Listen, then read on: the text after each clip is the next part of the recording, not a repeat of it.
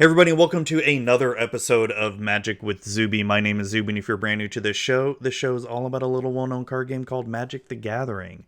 And on today's episode, we brought on none other than the amazing, awesome, insightful MJ from the Magic in Quarantine podcast. He came on and we talked about so much EDH. Got a lot of EDH, just mainly EDH and content creation, what it's like starting a podcast and all that stuff. So be sure to listen. But before we get into that, we have a few little announcements here. We are still working on releasing more episodes of D&D for Normies, The Price of Progress. We're getting there. Oh my gosh, we've had 3 episodes so far, and we've got more coming. Woo! And then after this campaign is done, we've got more plans for D&D stuff.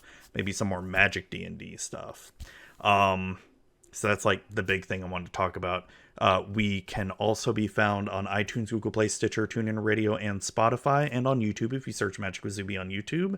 And you can reach out to me on Twitter at Magic with Zuby, at Instagram at Magic_with_Zuby, and at TikTok at mtgzuby. I should really like unify all 3 of those, but that'd make too much sense.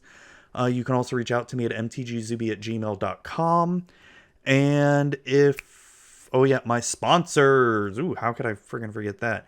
If you want to buy, trade, and sell your Magic sealed product and singles, sign up at cardsphere.com. Tell them Magic with Zuby sent you. And if you want to have some of the most blingiest bling for your deck and all that stuff, go to Alter Sleeves and use promo code Magic with Zuby, or use my link in the show notes below. Definitely get on that Alter Sleeves bling, because I freaking love it. They've got some amazing artists there that do some awesome, alters for your cards that you don't actually like ruin the card itself. It's just sort of like a penny sleeve you put on. Freaking awesome. And that's about it for announcements here. So without further ado, please help me in welcoming MJ to the show. Hey everybody, Zuby here, and I'm back with another interview. It's been a while since I've done since I've done an episode. I've been so busy with the D&D for Normies. I'm itching to do a Magic podcast, so I put out on Twitter today, as of this recording, about I'm trying to come up with an idea for an episode, and I literally can't think of anything, and so I just put it out there, and we have the awesome MJ from the Magic in Quarantine podcast here with us to just BS and talk about himself and Magic. Welcome, MJ. How are you? Hey, what's up, Zuby? It's good to be on here. Oh, welcome. Thank you for replying to that. Because, like I said, I've been banging my head all day on just something to talk about related to Magic today.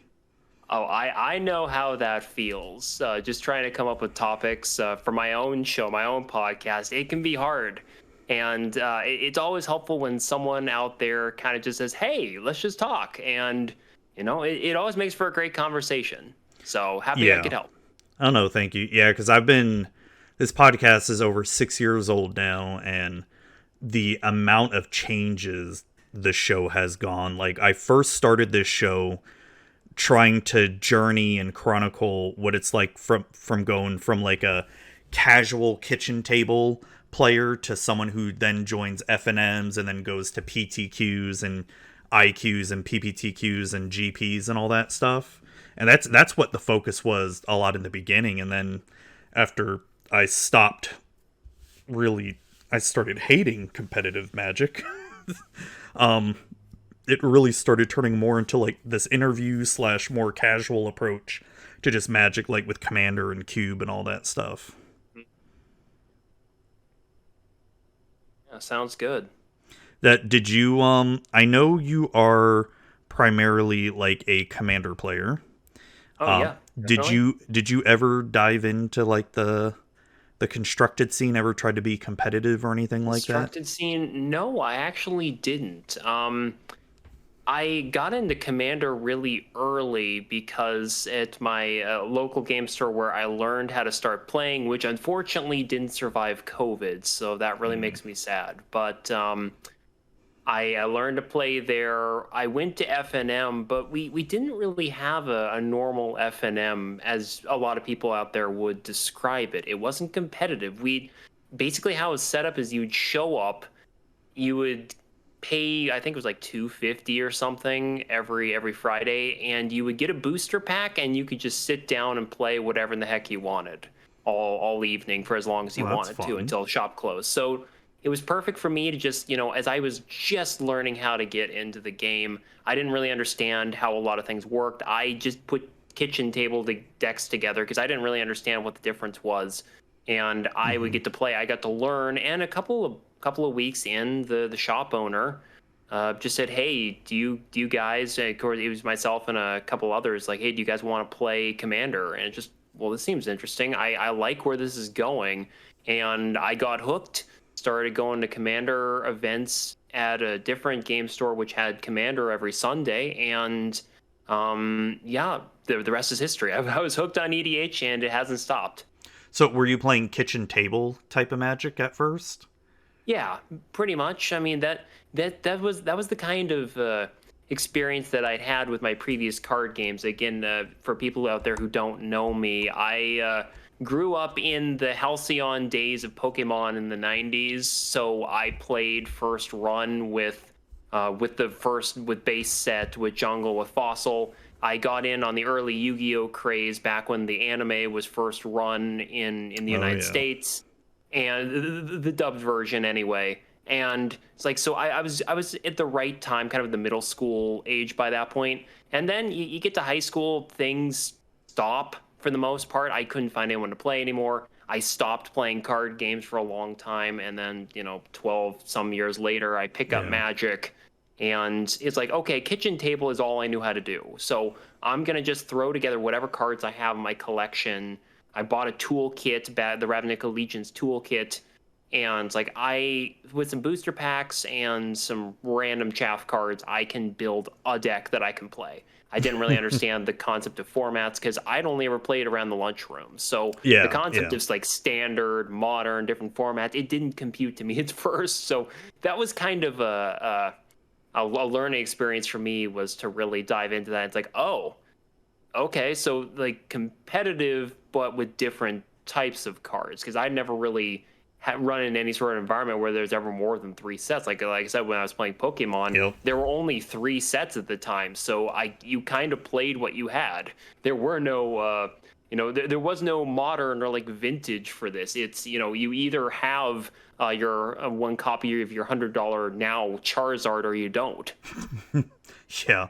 No, that kind of sounds similar to when I started, because I mean, I started in Urza Saga, and I knew of Type 1, Type 2, but we didn't have LGSs around here growing up or anything. But Hmm. but my friends and I, we were aware of those kind of formats and sort of jankily built around whichever was the standard format. I can't remember if it's Type 1, Type 2. Can't remember off the top of my head. Um, but what took me by surprise when I came back to Magic during M13, yeah, I think it was, during M13, I went to my first draft experience, and I had no idea what draft was. And because, like I said, not growing up with a game store, you're not familiar with all these formats, like you said. And oh my god, that's when, if there's any format that I could play over and over again, like for the rest of my life, it'd be draft. Like, Oh yeah. I love draft so much. And when Commander Legends came out, like in putting draft slash sealed with Commander, best freaking set like they've come out with in a long ass time. Oh yeah, Commander Legends was really fun. I think I guessed it on your stream doing sealed one week with Commander Legends. That was really fun, and just getting to Oh, okay. getting to crack those packs too, and just find some really useful cards in there too was also really cool. I love when we do our sealed streams. They're some of the most fun. Like, even though, numbers wise, they get super low viewership because, people would rather watch, Constructed or Commander. Um, I personally love them because I love we all open our packs together. We bullshit about the cards we got open and the decks that we're going to build and how they're all garbage, and then just playing the one game. And I love it. Unless you're the one lucky person who does open the one bomb rare, and then everyone hates you for it, Oh yeah, kind of then thing. we're all Yeah, going after you. that totally happens. Every Oh time I yeah. played sealed, it's always you're either everything is total garbage, it's hot fire, or you actually have a decent card pool and you can actually do something with it. So it's one or Oh the my other god. with sealed. It's Dude, never anywhere in the middle. dude, so even when you open up a garbage pool, you can still come out with a win. I'll never forget the time I did an hour of devastation sealed where I went 3-0 or 4-0 and I had the worst card pool imaginable, but everything had synergy though. Oh Like yeah. I had no good rares, like no really good uncommons. It was like a Boros aggro something. But like everyone around me was opening up the new Nicol Boluses, all the Scarab gods, and Oof. all the gods and Nicol Boluses you can imagine. Here I am, like, oh look, I opened up shit. What's that really shitty land? That like 5-color land. Cascading cataracts Yeah, like garbage card. for limited anyway. Yeah, like Great commander card though. yeah, and I think it had opened up a scavenging graveyard or something, or I think that's a card, the scavenging. Scavenger grounds. Yeah, scavenger grounds. Yeah. Yep. Like, Again, I mean, you are opening up great commander cards, but they're terrible and sealed. yeah, yeah. Reminds me of my terrible story of the Theros Beyond Death pre-release. A couple of years ago in the before times, and I Fuck ended up that. with That I was think before COVID, wasn't it? three of the rare scry dual lands, Nyx Lotus, which in sealed, no, not good. Oh yeah. And it's like I have maybe two rares and one of them is a removal spell. Okay, nothing great here. And my friend, because we were playing two-headed giant, pulled the new Heliod. It's like, dang it. Oh god. uh, Internal screaming Yeah. intensifies. But yeah, I hear you on that one. Sealed is either really hit or really miss. That's what I love about it. Like just trying to build something out of the garbage you open. I love it. Oh yeah. I love it. So you have a podcast called MTG in Quarantine. Yes, I do. Tell me a little bit about that and why you started it. Okay, so MTG in Quarantine has kind of been a passion project for me for the last couple of years because, COVID happened, the world shut down. Again, stop me if you've heard this one before. There's a lot of negativity on social media, especially on Twitter. Nope, And it's nothing but positivity. I was trying to, filter through. I'm still really new to Magic. I started playing in early 2019, so I'd only been playing for about a year when COVID hit. And I got on Twitter because I wanted to learn more about Magic. I wanted to become a better player. I wanted to use my time to, learn how to get good, noob, right? And I was building new decks. I was still struggling to get there. And I kind of started to get a little bit sour about a lot of the negativity that was on the internet. A lot of people saying, well, this card is not playable because, or just saying this card is not playable, full stop, period. And I'm thinking, well, the way I look at it is, from my days in kitchen table, it's like there's a lot of cards out there that just need a good home. Just like the Christmas tree from Charlie Brown, from the Charlie Brown special, is that it may not look great on the outside, but there might be a diamond in the rough somewhere in that card, like a niche use for it. And that's really where I kind of started to say, I have my own opinions. Maybe I should just kind of shout into the void and see if anyone answers. So MTG in Quarantine got started because obviously we were in a quarantine state at the time. I just thought it was kind of a cheeky little way to name something that was kind of memorable and kind of topical at the time when the world was kind of getting turned upside down by the pandemic.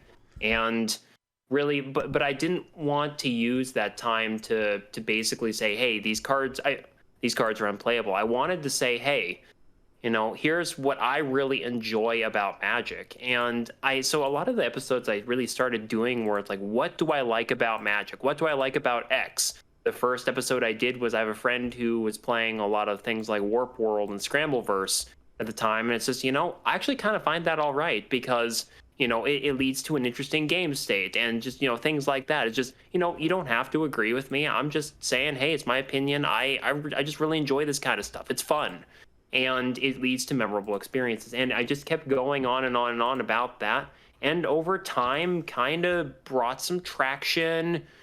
Started thinking, okay, how do I try to build this? And bam, a year and a half later, I'm sitting here talking to you on your podcast, as someone who's really built a community and is really, in a way, kind of paid it back in kind to the community too, trying to build a nice group of people who support each other, are out there just having fun with this format we all love. Oh, thank you. And yeah, you've definitely come a long way too. I can remember. I know we've played EDH a bunch, especially last year, and Oh yeah. I think in 2020. So forgive me. I can't remember every single game, but there's just one game that I really recall that I can't remember what commander you were playing, but you ended up winning the game, and there was just like one card that I either completely forgot about or never heard of, and it gave me the inspiration for one of my decks. Let me see if I can find that card here. My Voltron deck. I think it was the Voltron deck, and it was Okay, yes, with I remember exactly how that goes down. If you want me to hold on. Oh regale shoot, the where's the? tale. Yeah, Inquisitor's Flail was the card that I Oh yes, completely forgot Inquisitor. about, and I'm like it made me like that deck you played made me fall in love with that card. Like even though it killed us all, I freaking loved everything about it. Oh yeah, Inquisitor's Flail again.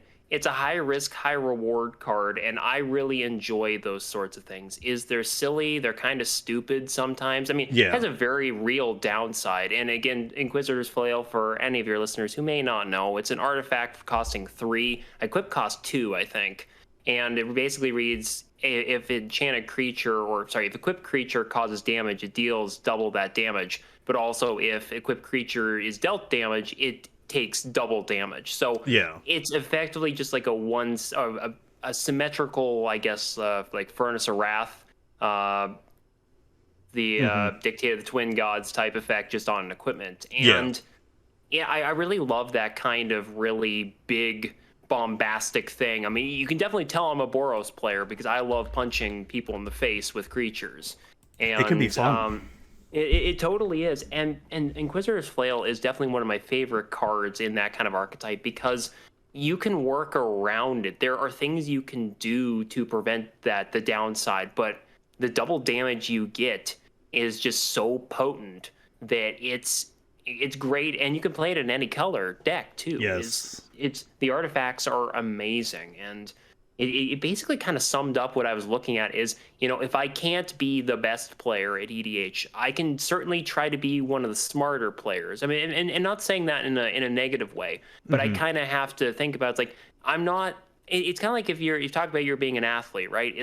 Maybe you're not the most athletic, but you can certainly try to make up for some of that through training, hard work, and it's like, so that's how I kind of approach EDH, especially at that point in early 2020.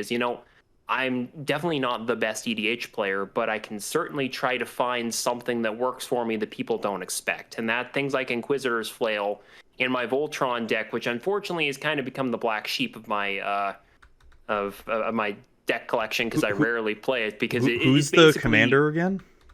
so the commander of that deck, and I have to get it up here real quick because I always forget. And again, if any of my own listeners are out there, you've probably not heard me talk about Bruno. I mean, or excuse me. So my Voltron deck is a Dimir Fairy all the way back from Lorwyn, Widwin the Biting Gale, and Widwin's a 3/3 fairy wizard for 2 blue and a black. She has flash, flying, and the really interesting ability, and this is really what got me to build her in the first place, is you can pay blue and a black and pay a life to return Widwin the Biting Gale to its owner's hand. And if I recall correctly from that game, I think our friend Timothy, infamous Fridge, was on that game as well.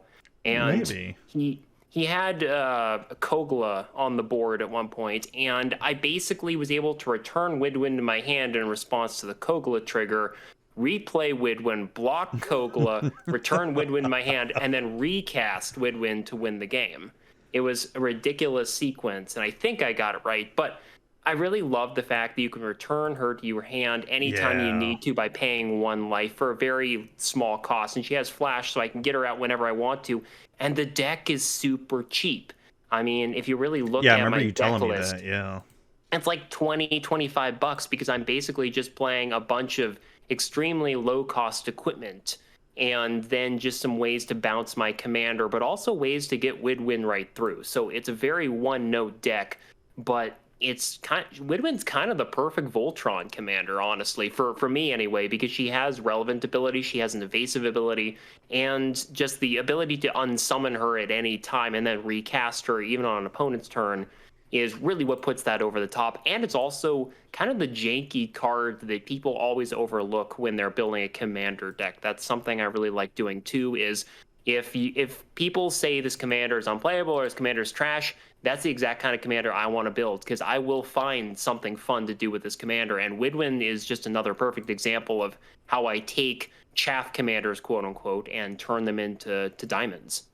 Yeah, because it's super easy nowadays. I mean, that's been one of the big things with Commander the past couple years is just a lot of people complain about the homogeny of the format, right? Where Hmm. you have the super powerful commander, even if it's a commander that is not one of the better ones, right? There's still so many good cards in any of those colors where it just feels like you're going to see the same cards over and over and over again.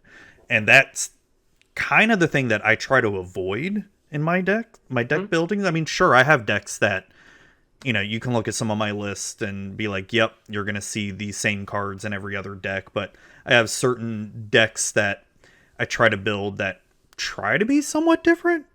Like, my Narset Monk Tribal, for instance, right? It's not the typical Narset deck you see where it's extra turns and blah, blah, blah. I'm going to do infinite damage. It's just stupid monks. It's not very good, but I have fun playing it. Yeah, and that's the whole goal about EDH, right? Is you want to make sure you're having fun playing whatever it is. I Hmm. mean, is Widwin gonna be able to catch people multiple times once you know I'm gonna do? Probably not, but it's still fun to play every now and then because it is a very one-note deck. You know exactly what you're getting into, and you know you can. It's a glass cannon. You can totally Hmm. screw yourself over with this deck.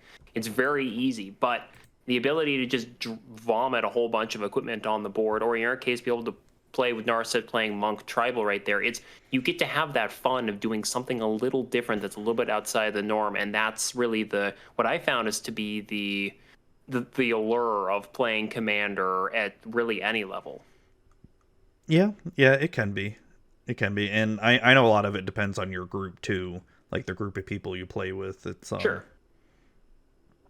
now I've been feeling like lately, I don't know what it is lately, but I've been finding it hard to get any kind of inspiration out of the new sets that have been coming out lately.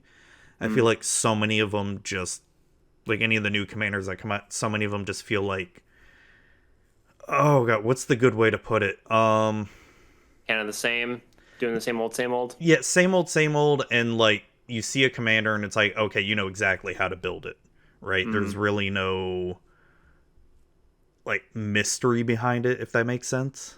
Yeah, that's completely fair, and I do feel you on that as well.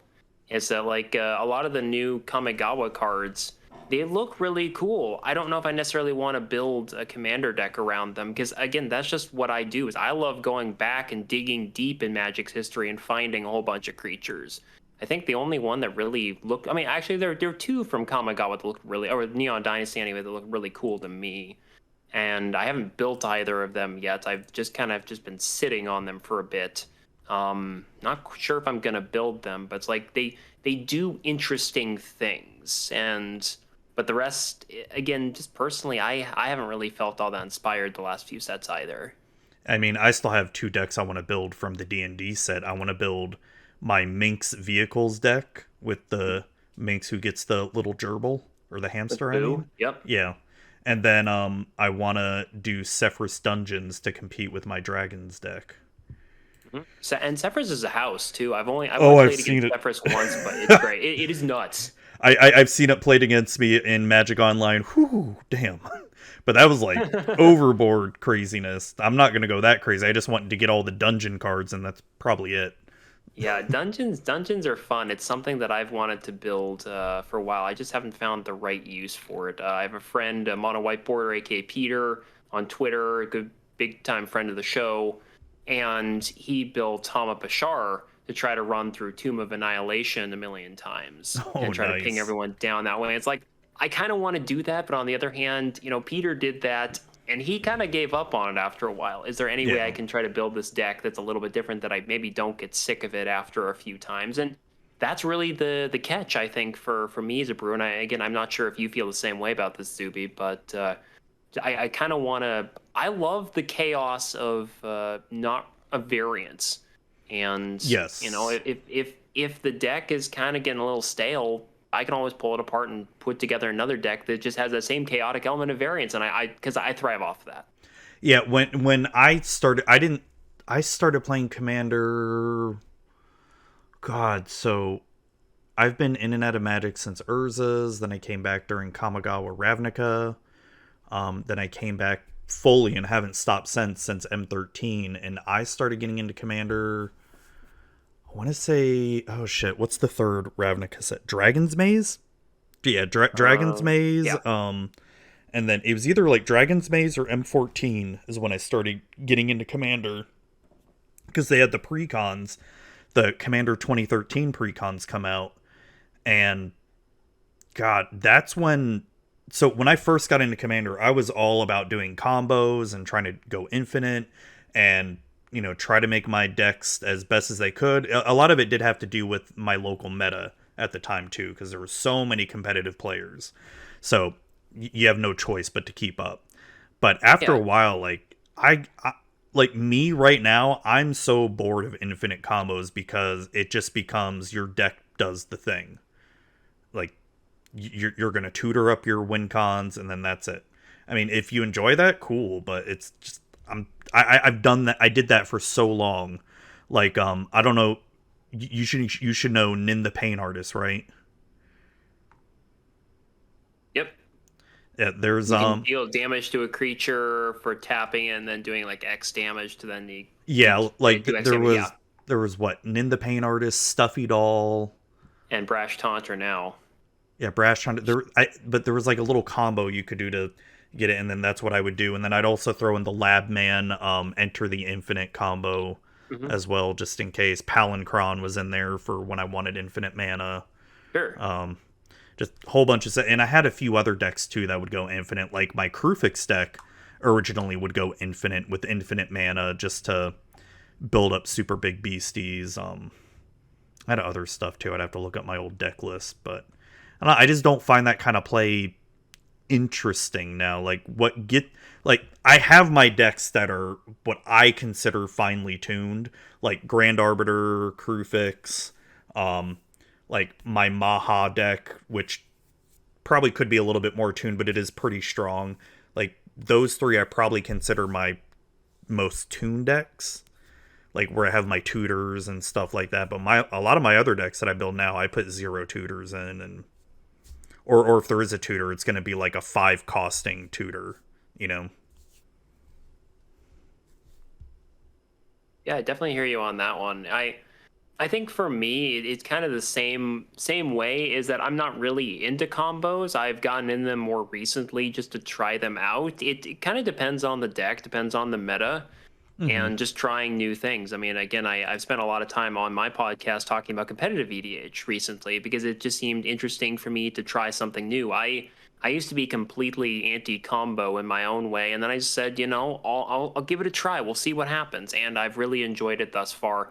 But yeah, I still enjoy a good beats deck where I'm just swinging sideways and doing funky things, and my Voltron deck with $15 worth of equipment, trying to beat the crap out of people who are, have $1,000 decks with my Yeah. commander that's 10 cents, fun things like that. Because it's all at the end of the day, I look at it as, are you enjoying the deck you're playing? And if yes, then that's great. But if you're not, I guess at that point you have to really ask yourself why, and is there something you can do to that deck, or do you want to move on to a different deck that you enjoy more? It's really about enjoying yourself, because there's a million other things we could be doing with our time, but we keep coming back to EDH for a reason, and we got to try to bottle up that feeling of why we play, why we love this format, and then be able to kind of hold on to that in times where, maybe things aren't so good. Maybe your deck is not doing the thing it wants to do, or maybe you're just not enjoying that deck. Well, maybe then it's time to put that deck on the shelf, try to brew something new. I'm always brewing new decks. There's a lot of decks I've had where I've gotten rid of them after once or twice.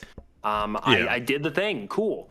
It's never going to be any different. Move on, find something else where it's like tokens. I end up building a lot of tokens decks for this reason, because you can build them in so many different ways, and they always do the same thing, but the way you get there is always different. You do it in different color Yes. schemes. You just like, how many ways can I just abuse tokens in different color pairings while still doing the exact same thing, just turning everything sideways? I mean, that right there, it's like, how many colors, how many ways can I color shift strategies, entire strategies into this? And just, Oh yeah, I love yeah, just tokens. challenging myself to try something new. And that's really where I get a lot of my fun out of EDH, is just building decks that I feel confident in, are fun for me to play, that I never get bored of. And then just, if I get bored, try something different. You never know when you're going to run across a new favorite deck of yours until you try. Well, it's true. It's true. I think for me that's more true than ever, because recently I just took apart a bunch of decks that I've just been bored of.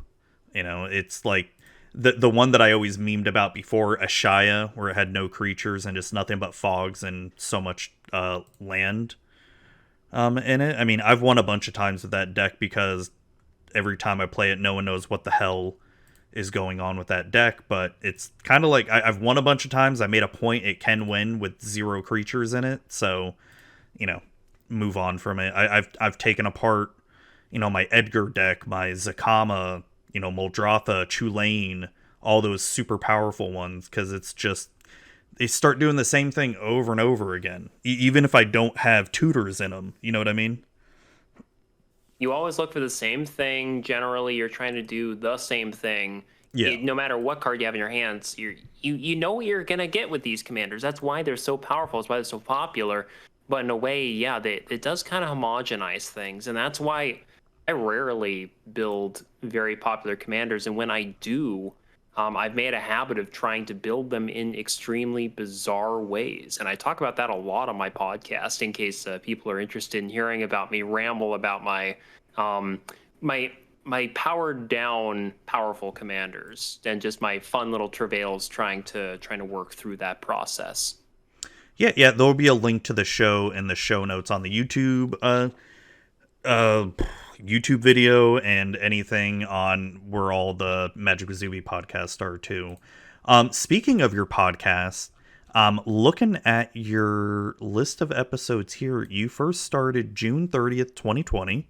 Mhm. You've been going on. It's going to be 2 years coming up soon.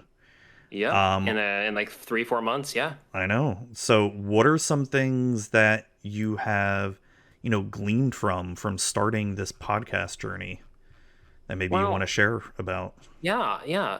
It's a really good question there, Zuby. I mean, like I said at the outset of the show, is I started this as just a way to, scream into the void, to say there's positive things about Magic that people kind of forget, and that was the whole thing that I was trying to say. And what really, to be honest, there, I'm gonna be open about it. Is I really did think about quitting for a while. There is that I was kind of running in the same doldrums that you are right now. Is you can't really quite think of something to talk about. You're just not feeling inspired. Maybe things are not necessarily going all that great outside the podcast, and I was just feeling like I was in a rut, and I was close to quitting. I was rarely doing episodes. And really, what saved the podcast and got me back on the high horse, I guess, was really starting to bring the community into it. I had things I wanted to talk about, but there's only so much I wanted to talk about. I wanted to hear what other people had to say, and I started to it early on. It was like January of 2021, I think. I had my first guest. I had Urza Bearwalker on to talk about their personal system evaluating cards. And really what that started was the ability for me to do exactly what you're doing right here with your show, is bring guests on to bring their expertise, but also just, to just talk about various things. And I realized that it's a whole hell of a lot more fun to have someone else to bounce ideas off of rather than sit behind my mic and shout into the void. So I started to pick up that momentum, started to bring on more people, make more friends, meet those people, try new content segments. And if you look at my Spotify account, there's just so many different things I've tried. Not everything's worked. I Oh yeah. mean, there's a lot of episodes, especially in the back half of the catalog, that they flopped epically. But how was I supposed to know at the time that anything was ever going to take off? It was just the Control Room series, for instance, where I bring a friend I had from high school on to just, we were talking about random stuff. Did the listens really come in? No, but it was fun just being able to talk with someone I've known for a long time, just talk about Magic, because he was really into Magic in high school, and I wasn't. Like I said, I'd sworn off card games at the time. So he keeps telling me, well, I kept trying to get you to play Magic back then. Just really, I don't remember you ever mentioning that. So it's just now that we got a chance to talk about Magic, it's like, I kind of wish I had started back then. But on the other hand, if I had started back then, I might have quit. So maybe this was the best time for me to really get into Magic, to really, really start talking about it, start the conversation. And that's just really kept spiraling. I'm not going to say spiraling downhill. It's gone in the opposite direction. It's gone way uphill. And I've really met a lot of amazing people. I can't wait to meet people at conventions eventually, when we can Right. hopefully start everyone get back together, because I want to meet so many people out there who I've either met on Twitter or interacted with in a spell table game, or who've been on my podcast. Just everyone I've met. It'd be nice to just be able to say, "Hey, look out, world! MJ's here to just say hi," because it's weird, honestly, being a podcaster, is that you know I walked into one of my in one of my local LGSs a few weeks ago, because I've been reached out to by someone in the local CDH community, and they're saying, hey, you should come out to CDH night once a week at the LGS. And just, well, that sounds cool. And so I went out there a couple weeks ago, and the guy just said, hey, do you need a pod? Yeah. Walks over, hey everybody, this is MJ. He's got a podcast. It's really cool. You should listen to it. It's like, holy crap. I'm like a VIP. You've rolled out the red carpet for me. I That's just do a awesome. podcast. It's just like, but the fact is that you start developing your own personality, and you can start really customizing your podcast, your experience, and also just curate the community you want to have. Obviously, Yeah, trying to that's find really community important. trying Yeah, to find community on social media these days is really hard, and it takes a lot of work. But if you it if you does. stick at it, if you stick with it, you can find a lot of really great people who share your interests. And that's really what the podcast has done for me, is when my social life in person has been in shambles for the most part of the last 2 years, just with COVID, with a lot of situations out there, Magic has been an outlet for me to talk to people, interact with people, and just exist, in hopes that eventually, when we can all go back to conventions, you have a million friends all of a sudden that you didn't have before. And I guess when I was starting out Magic, I never really knew how far this game was going to take me 3 years later. Oh, that's awesome. That's awesome. It's nice to know, hearing you talk. It's nice to know that a lot of us feel the same way, because even 6 years later doing this, there's still times where it still feels like I'm talking to the void a lot. And it's I've said this before on my show many times, where I didn't even think I was going to make it 3 months, let alone now 6+ years with this stuff. So it's definitely, it's commendable for you to keep going, especially in times where it just feels like it's all pointless, and especially when the numbers aren't there, right? Where, and this is the thing that frustrates me the most with podcasts, right? Okay, so normally my episodes always come out Friday morning, or like they release always midnight on Friday or 1 a.m., whatever. And I'll have one episode that I think is like the best episode ever I've ever done, and it gets like 500 downloads, right? And then some episode that I do that I don't give two shits about, like yeah, I'll talk about, all the magic cards that fart on the art, and it's like it gets like 2,000 downloads, and I'm like, what the fuck? have you Wow. have you ever had that happen to you? Just Oh, like it totally, just totally. frustrates I the hell mean, out of me. there are times where I have episodes that I'm really excited about, and they don't do the best. I mean, I'm trying to find a really good example here. Um, there was a really good episode I had in January, and I had Jake from Command the Cause on my podcast to talk about how we can try to utilize our platform as content creators and Magic personalities to try to be able to raise money for charity through Yeah, various events that we run online. And that was a really cool conversation because it got me thinking, this is really kind of the point where I guess I do have I guess I am a community personality. People recognize me for the playmat, for the podcast, whatever. And it's like, I really thought that was going to take off. And, the listens just aren't there. But it was an amazing episode. It got me thinking, maybe someday I could do some sort of charity thing. I don't know anything about planning those sorts of things. I've never streamed before, but it's the idea more, I think, than anything else. And the episode unfortunately really hasn't gone anywhere play wise. It's basically gotten buried amongst all the other things. And it's not to say I haven't done other interesting episodes, but when some of my episodes basically just talking about how someone builds a deck, which is like a 15-minute conversation, gets more listens sometimes more frequently than an episode that I really think it's like this really hits home what the power we have as players, community members, and content creators is kind of weird. It yeah, feels like everyone should. If this feels like the thing where when you go to school, it's like, here's your syllabus. You should listen to this episode first, right? And it just kind of got lost amongst the shuffle, and it just feels like it that happens. Yeah, that was an episode that I feel people could really get inspired by, and unfortunately, the numbers haven't been there. But again, there are episodes that do just bonkers numbers, at least at my level, which is I get many fewer listens than you do, Zuby. So from my where I sit, I do have some episodes where it's just like, how the hell did this ever get anywhere? And then other ones were just, why didn't I get more listens to this? So I yeah. completely It's understand the feeling, how that goes. It's like sometimes there's no way to explain. Some episodes are just popular and others are just, who knows?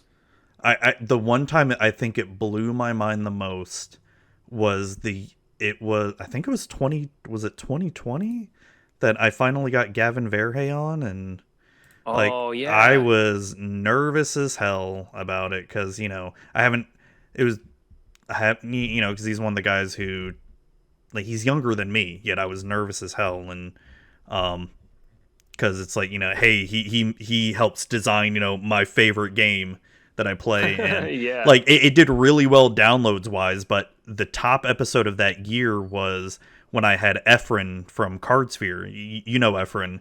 Yeah. For whatever reason, his episode was like miles ahead more downloaded than Gavin's, and I'm like, what the actual fuck here? Like, makes zero sense to me.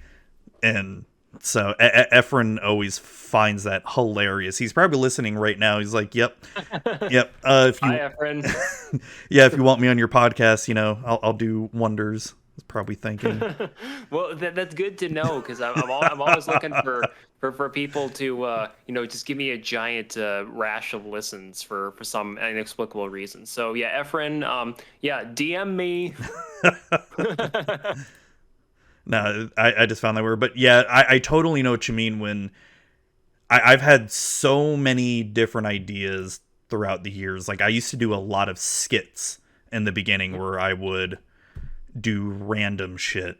Um, like, what would it sound like if Gideon was a police officer in New York City, right? Oh yeah. Shit like that. Like, what if Jace was a talk show host? Um, but I still think my favorite episode I ever did when I used to do preview episodes of the new sets coming out is when I did a preview about Ixalan, but I did it as if I was on the Star Trek Enterprise, and like Captain Kirk, Spock, and Bones were, looking at all the new cards, trying to figure Oh out this new man. strange planet. It was god Oh, that's awful. perfect.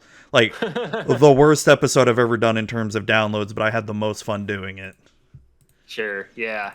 That sounds familiar, honestly. Sometimes the best episodes we do don't resonate with people like we And want that's them to do. their fault, all right? That they don't that they don't relate to what I'm trying to say. Nah, I mean, it was god awful, but I had so much fun doing it. That actually sounds really funny. I should totally listen to that at Oh some point. god, I haven't listened to it in like years. It'd probably be complete cringe. I should make my daughters listen to it just No, no, no, to no, no, no, no cringe. We're doing this. um but yeah, no, it's been definitely a journey with content creation. I mean, you're gonna like we said before, you're gonna come across times where it's just gonna be like, fuck, what's the point? And then you're gonna have your highs and lows, and I don't know. It's just, I mean, I wish I could say, some awesome words of wisdom, because it's like I still struggle with it, and especially lately, like last year when everything just like took a major shit in terms of my house flood, and then like not being able to be consistent at all. And like I've barely streamed now, and it's like, fuck, man. It's and like today's a good example where I was thinking of ideas, but then it's like I'm barely playing Magic right now, and the thing that I'm having the most fun with Magic is converting these Magic cards into D&D stuff. But that's kind of hard to make a whole podcast about. Like, Yeah, sometimes the inspiration is the hardest thing to find too. yeah, because like, dude, I've got, I have a Google Drive for all my podcast stuff with just notes and notes from years and years of doing this, and I even looked through that and I'm like, nothing interests me because I'm not building any commander decks. I can't honestly really buy any Magic stuff right now because I'm saving up for a roof for the house. Mm. So it's kind of like, fuck, I can't really build commander decks like I want to. I've got ideas, I've got lists, but no way to actually purchase the cards. I mean, I could buy them, but my wife wouldn't be very happy though. I mean, have you tried the chaff box challenge? That's how I look at it. Is can I build a deck that's memorable using just cards in my collection? Dude, I barely have a collection now. I don't know if you remember, but I had to sell like Oh, it's probably right. I forgot 90% about of my that. collection last year. I completely forgot about that. Yeah, Yeah. so Well, I mean, 2021 was kind of just a crater in my head too. So dude, it I sucked, and then it's like, fuck. But I mean, I've still been doing creative stuff at least, even though I haven't been doing the podcast much. I've been doing more D&D stuff, doing this D&D show, and I've been having so much fun with that. I want to do more D&D content because that's just, I don't know, it's fun. yeah. So is it going to be a D&D with Zuby then? Kind of just hear it now first for the first time for the Um, last time. well, no, so I used to have a what I would call an RPG companion podcast where I would do episodes talking about D&D or Pathfinder or whatever other RPG game I was interested in, but I stopped doing those because those took a long time for me to make, because those would be episodes where I would do my research, I would actually write a script. I'd even do like PowerPoints for my videos and all that stuff, and it just got to be way too much to do. I mean, hell, they did great in downloads, but damn, just it was a lot of work. And the time expenditure just wasn't worth it for you. Yeah, for sure. Yeah, I hear you on that one. I mean, yeah, like if I had more time, but shit, it's yeah, it's Magic's my first love. It's there, but no, I wanna eventually, when I get done with this first D&D campaign, that we're doing for D&D for normies, I want to start streaming some more D&D, probably like one shots, bring like Magic people in the community, do some like epic battles, have people make some level 20 characters, and just here's an epic encounter and see if you guys can defeat it. Nice, nice. That'd be fun. Do you play D&D at all? A little bit. I've just been getting into it a tiny bit. My Need to cousin get in and some of his more. friends have gotten me into it. We're at level 3 right now in our campaign, so Nice, nice. just learning how to play because it's is not weird for me to create because I do Hmm. write on the side. It's just trying to make sure that I play the game the way that it's supposed to be played, where I know it's not smart to walk in through that door, but does my character know that? And that it's That's the kind of fun of it weird writing too. that. That's the fun of it too. Like especially I when find you're a it so player, hard. it is Like, hard. But as so I DM a lot, right? But the times that I do play, it's you really got to try to get in your character's head. Like I played a game. My friends and I, we have an offline game we play, I think, like about every other Tuesday, where I'm playing this fighter. He's wise but not smart. Like his intelligence is very low, but he's very wise for being a fighter. So he'll do dumb stuff, but he'll only do it once. He'll never do it again because he just doesn't know any better. So you also got to sort of fight that feeling of you, it's okay to do stuff like that, but as long as you're not being a complete asshole about it or like ruining the party's fun, that's where it starts getting a little bit tricky. Like having to balance that. But yeah, maybe I should get you in on one of my D&D streams when I start doing them. I'm not gonna start doing them until after I'm done with this campaign. It's taken up so much of my time. yeah, that I hear you on that one. I tried DMing once. Actually, it was I think last year for the very first campaign I was ever a part of, and I did a one shot, and it's like that's 3 encounters with 2 players plus myself, and I'm playing a character. I'm playing 2 characters and DMing this because I'm in the campaign, and it was super awkward. I almost killed my own character off, so that was not smart. Yeah, there's a lot to learn, but it was interesting just being able to have control over the story and do things. Oh, it's so much fun. I love it. I love what the characters do. I love what the players do. They're always going to take you by surprise. You can plan for every single thing you can think of, but the players are always going to do the unexpected, and I love that so For much. sure. For sure. It's my favorite thing about DMing. Like whenever one of my players say, "Oh, sorry we ruined your plans" or whatever, or not in a mean way, but I'm just like, it's fine, it's good, it's cool. I love that. I love that personally. I love when shit, just completely goes the wrong way. Like I've had times where I'll plan an epic encounter or something, and then one of the characters will go and try diplomacy instead, and really talk their way out of it, and just like, okay, shit, this just opened up a whole new story thread. Now you're gonna team up with the bad guys to take out the even badder guys. I love it. So you mentioned that you like to write on the side. What do you like to write? I really am not going to talk too much about it because I don't want this to take over the podcast. But Oh, okay. I do write science fiction on the side. Ooh, nice. I was part of the generation that grew up with Star Wars. So, that was my big inspiration growing up. I had the prequels when I was fairly young. It's like, hey, they're on the big screen. I was at the right age, and I really enjoyed it, and it's always kind of stuck with me. So even though That's awesome. I don't necessarily agree with everything Disney does with Star Wars. So when they do something that just doesn't interest me, I can go off and write my own thing, and that was the emphasis for that. So I do that on the side as well. Nice. Do you do Star Wars fanfic or like or No, original no, no. works? It's original fiction. Okay, okay. Hey, there's nothing wrong with fan fiction. I used to do Final Fantasy fan fiction back when I was a teenager. And God, was there any other fan fiction I used to do? I can't remember. I mean, like I've always been really big into fantasy. Um, I started reading Lord of the Rings and The Hobbit at a pretty young age before the movies came out and all that. So yeah, I know what you mean.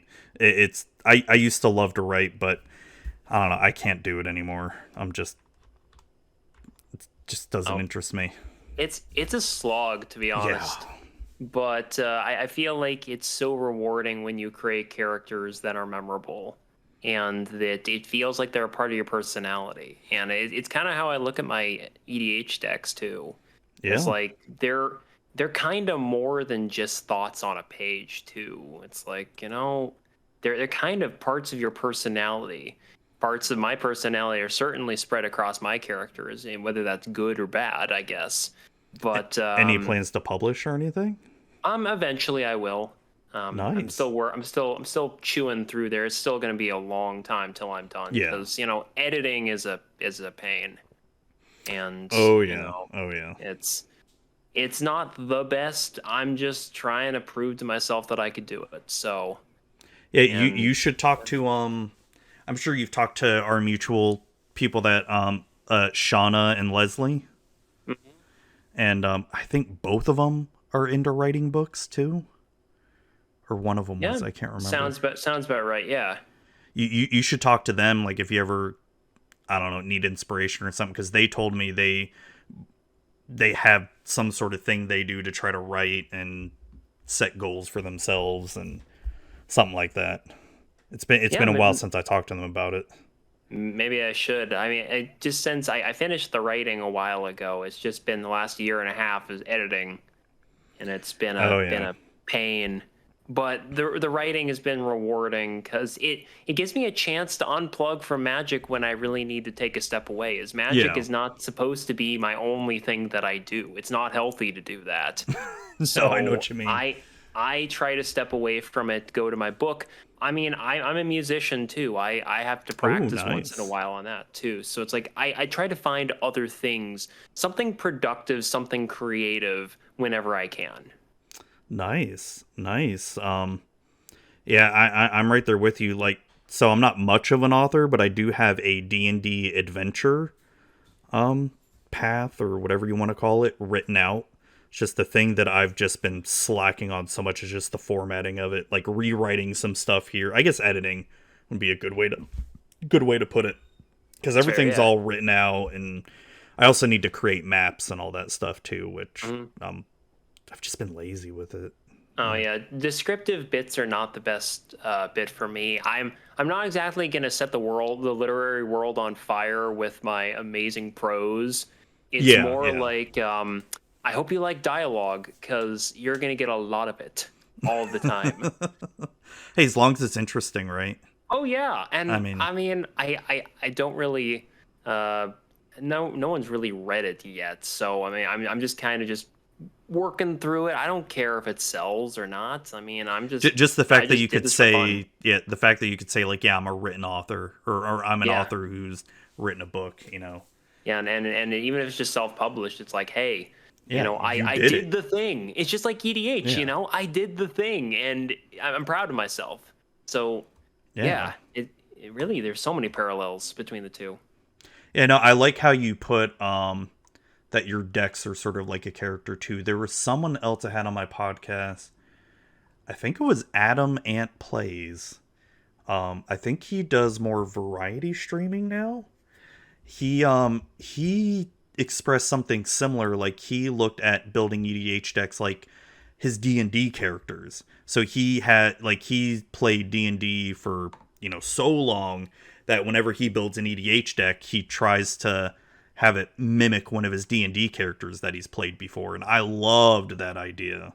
I've been meaning to steal it for some of the D&D characters I've played, but it's tough though, right? It's tough to try to come up with that, but it's a fun idea though.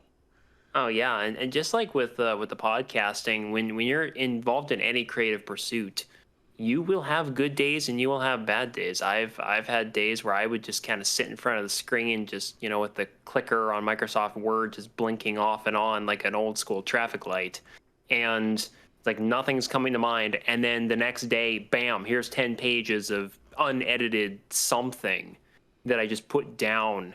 And I mean, we're not even talking about double space. We're talking about single space stuff here. I mean, it's Yeah. just like you just bleh.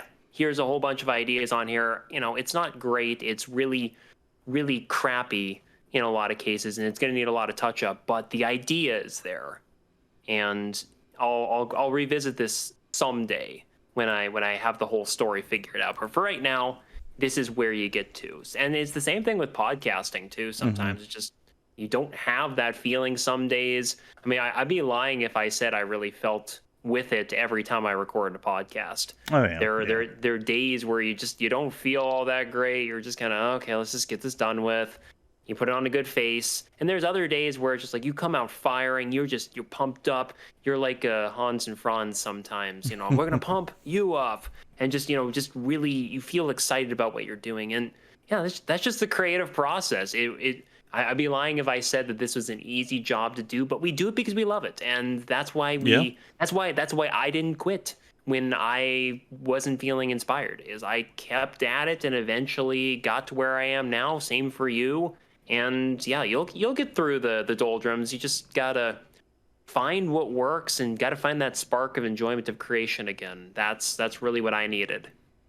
Yeah, yeah, and you know, it's such good advice, and for anyone else listening, it's good advice to heed, not just for content creation, but just a lot of stuff too, right? Like, there was a time in my professional career that I felt the same way. Like, I've hit a wall, right? Because I do network engineering as my day job, and I don't want to say I'm at a point in my career where it feels like I know everything and I've done everything. I definitely haven't, but I've definitely reached a point in my career where I'm kind of high up there and there's really not much else for me to go except sort of like outside the industry that I'm in. And I don't really have an interest in doing that. I mean, yeah, I could make way more money, but it doesn't, making more money doesn't inspire me, if that makes sense. Yeah, that's totally fair. And but just recently it's like I've been trying to get back into that, being inspired for work stuff, because I love networking. I can make a podcast on nothing but networking, and I totally geek out talking about packets and how they work and encapsulate and decapsulate and put everybody to sleep. But I just don't want to be surrounded by my job 24/7. You know what Oh I yeah, mean? you have to have that distance between what you're doing for work and what you do for fun. That's just a healthy thing to do, and I don't exactly have that personally. That's what the podcast is for, is to say, hey, this is something completely different, and it's so divorced from work that there's no way I'm going to think about work when I'm talking about Magic, because there's no overlap here. I don't want to think about work when I'm doing the podcast because it's not relevant Though the and it's not going to best make me thing, happy. you're right, but there's been a lot of things that podcasting for so long that I have been able to take and utilize in my job, such as knowing how to talk to people, right?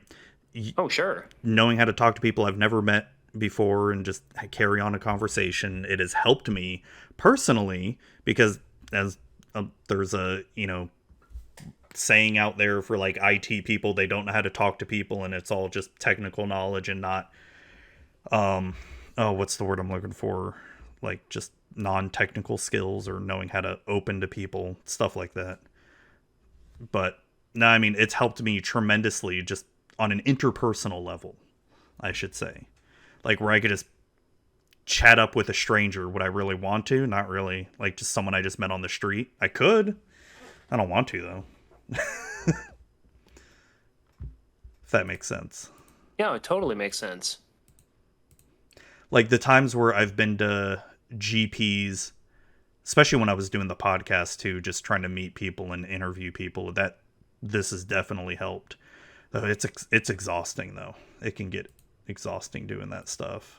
Yeah, it's tough. We're like I said earlier, we're trying to interact, and we don't always feel like interacting all the time. Sometimes we just want to not be in front of the microphone, and I completely understand you on that one. But other times you just really want to be out there because you're interacting, and it can be a challenge. It can also be really nice too. It just depends on the day, depends on how you feel, depends on the weather. Who knows?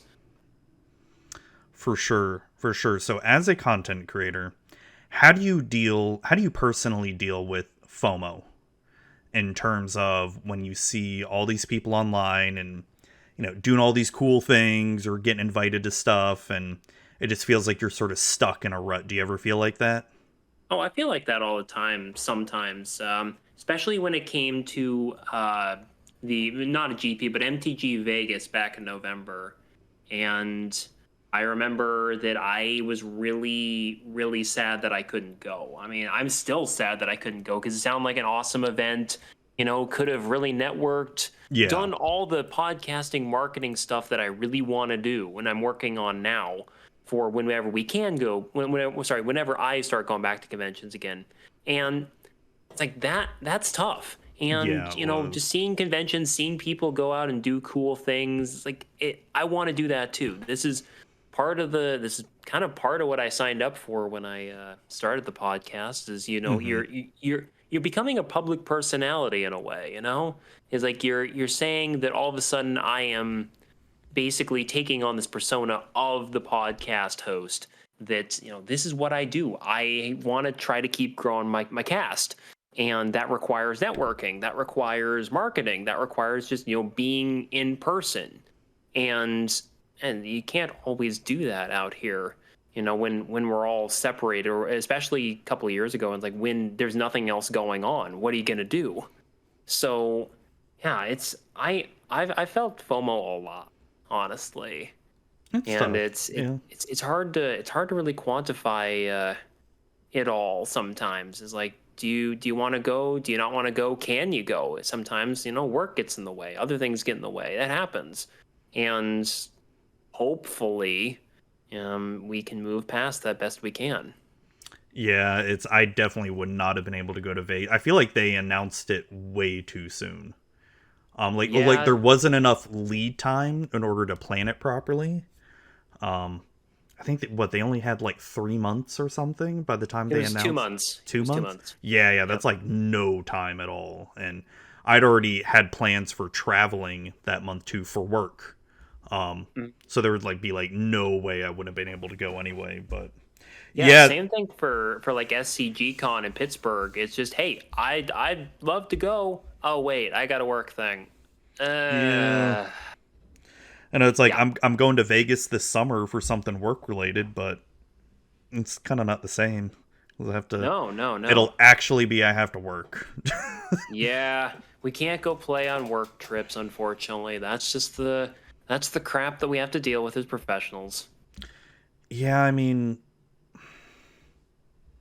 I could, but no, I can't though. I don't know, but it is what it is. But yeah, it's definitely something that's tough, uh, especially when GPs were running rampant. Like, God, I've been wanting to go to GP Vegas for years now, and Pixie and I had a plan to go to GP Vegas in 2020. Like, 2020, yep. and we had everything planned, and we were gonna start making plans, and we were gonna book soon, and then fucking the world fell apart. Yeah, God, I was gonna plan going to 2021, and it just didn't work out because not enough lead time. So yeah, there yeah, was. I hear you on that one. It's been. I don't know. It's definitely tough because you know you see people like with their success, and you want to be happy for them, right? You want to be Yeah. happy for them, and you are, but sometimes you're just sort of like, well, fuck, what am I doing wrong, type thing. But it's I don't know. Some it's what people don't talk about is how much luck is involved too. Like you can have some of the best content, best audio quality, but all it takes is just that one time for someone to pick you up or not pick Oh you up. yeah. Yeah, I mean that's why going to GP Vegas would have been, big for my podcast. Is Yeah, it's for like, hey, sure. I can really sell my podcast now that I have a base, now that I have recognizable people on my podcast.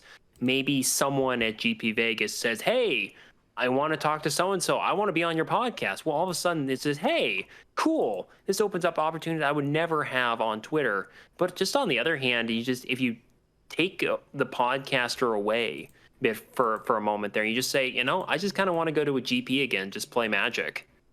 And it's like there's two different things you want to go for. Is I want to play Magic, but I also want to do the podcast, but I also want a costume. And it's like there's all these things you want to do, and it made missing Vegas very hard on me. So Yeah. yeah, it's like it's still kind of a sore spot, unfortunately. It's like I That really sucks, want to man. go I'm next sorry. time though. Yeah. No worries about that. It's just like it was really hard to take that one. It's like I can't go. Everyone else is going. I know is going. It's like same thing with Yeah. like the yeah. Just, it's tough. And hopefully we can start having events again. And we can start making up for lost time.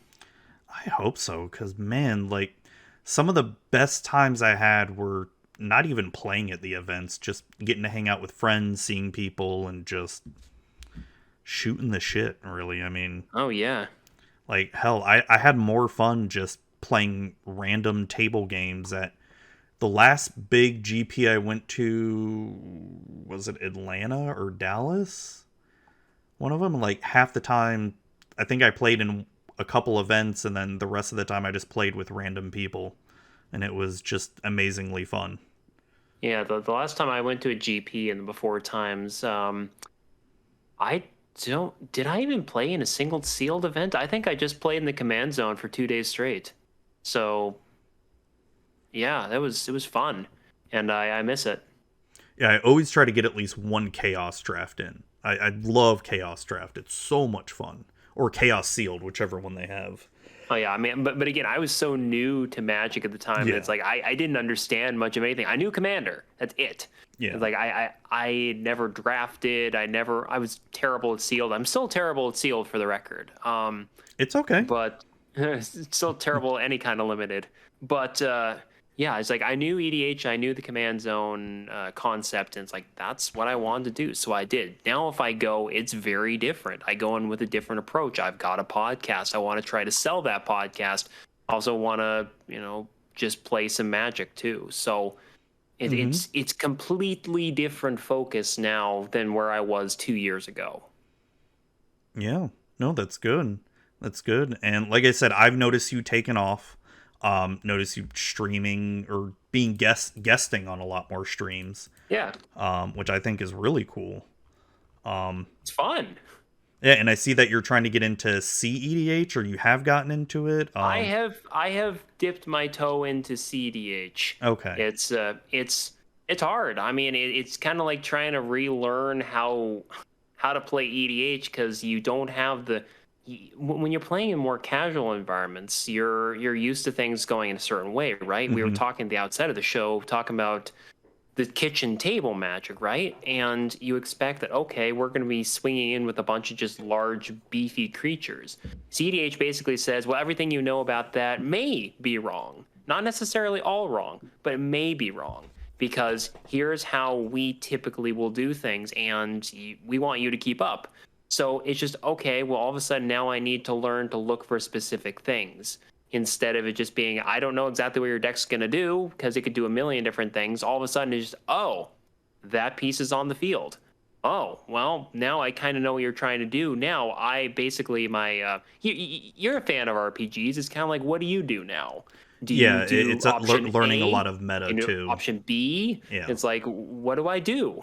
And but it's also a fun little challenge too is that it's kind of all information is known in a way, and it's basically what do you do with that information. You can't Hmm. necessarily build decks the way I want to build them, but on the other hand, there's something nice about just being able to sit down and not have to worry so much about trying to find an equitable and a reasonable rule zero, Yeah. for more Yeah. casual tables. And that's not to say anything bad about Roll Zero. I mean, I've had whole episodes on Roll Zero. It's a Hmm. great concept.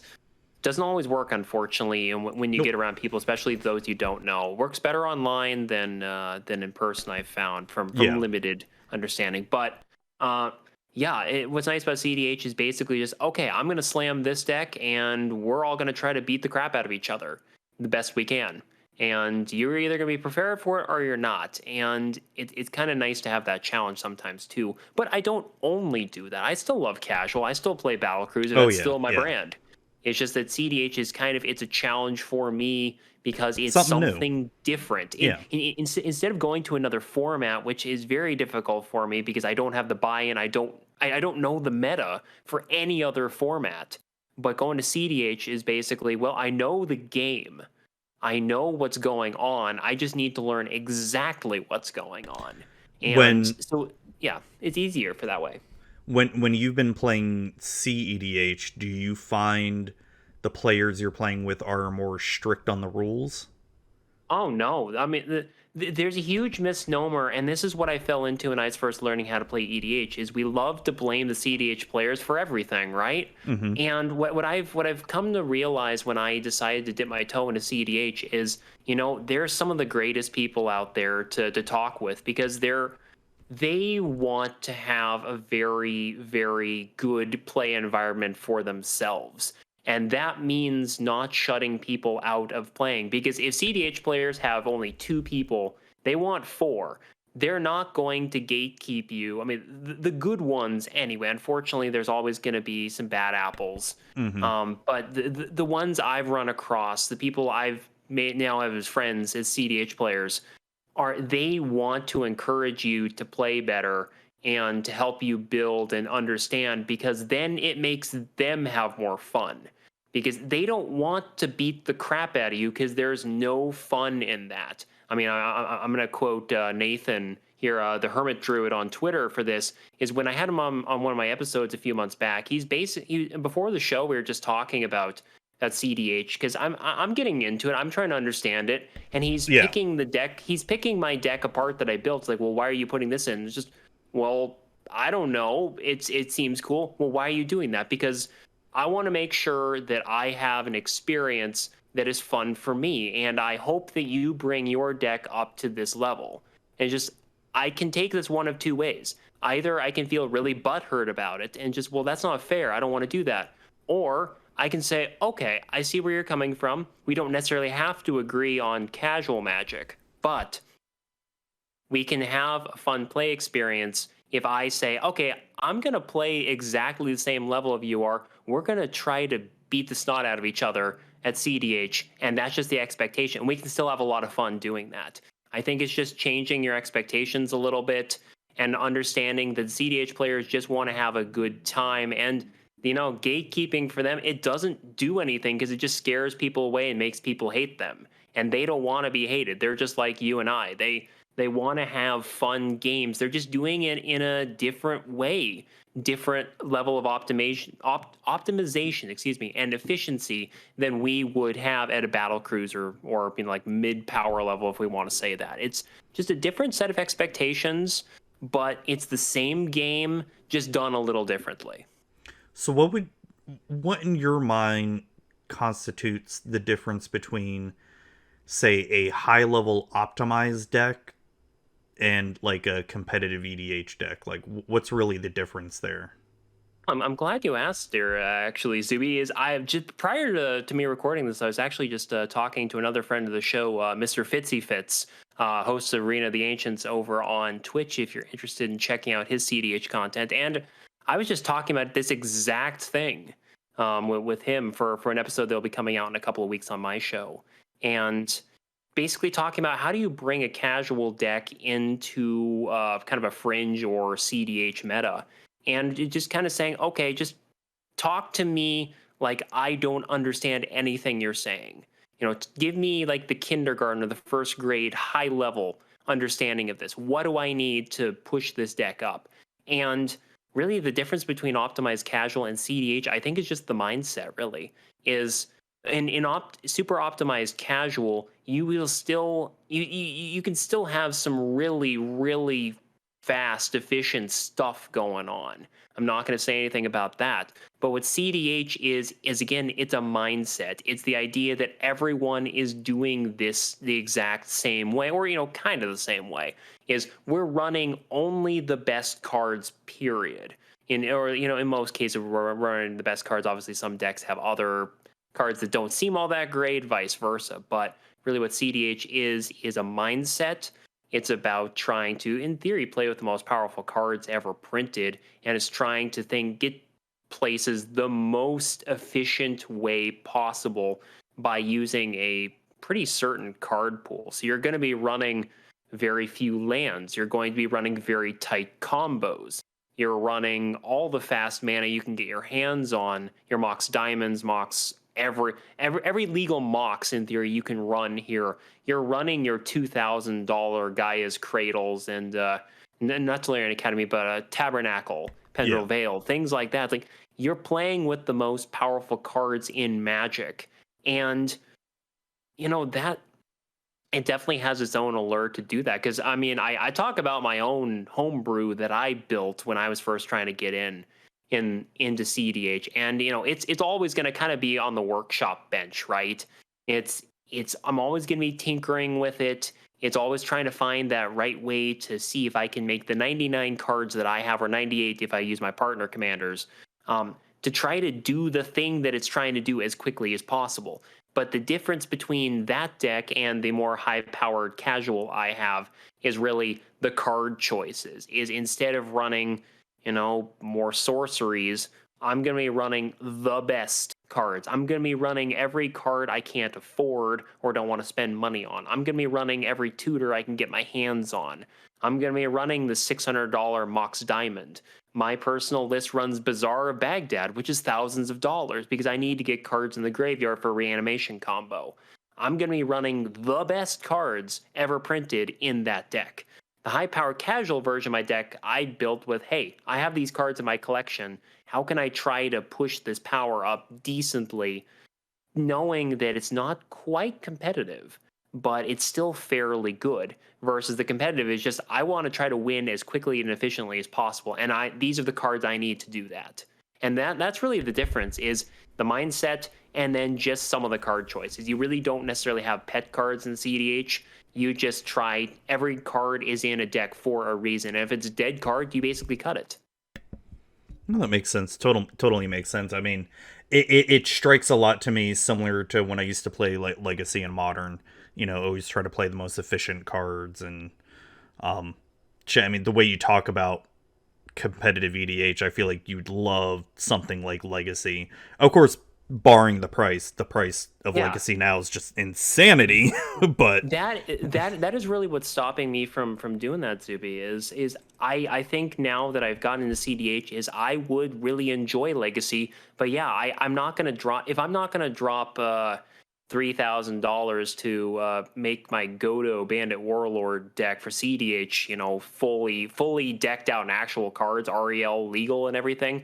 I'm certainly as hell not going to try to spend yeah, $2,000 to get a Legacy or more Legacy legal deck either. It's the it's same so problem, and ridiculous. yeah, and CDH is awesome as well because they're totally proxy friendly. I print my cards out at FedEx, print and ship. The Uprint services, because it's $10 to print out a deck. What other format can you do that in? And people don't really bat an eyelash at. It's great.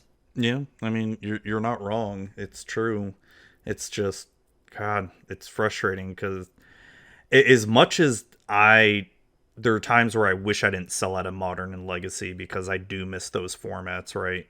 Um, but God, just I mean, shit. You could even look at EDH nowadays, just how much the prices are going for certain Oh staples. yeah. It's ridiculous. Like show was like Smothering Tithe. Isn't Smothering Tithe like a $40 card now or $40 something? cards. Yeah, I got mine for $10 and I felt like I overpaid then. I So think I got mine for choose like what I know. way cheaper, but it's stupid. It's ridiculous, but only because we were lucky enough to get it when it first came out, right? Oh And yeah. it's just I wasn't even playing when that card first came out, honestly. So I you mean know, that kind of tells you how I kind of came in at the right time, but also if I could have bought like five. But then again, I don't really play Smothering Tithe in any of my decks either. It's kind of one of those cards where I just try to play without it yeah. Oh no, because no, no. it's annoying It for is. me to play.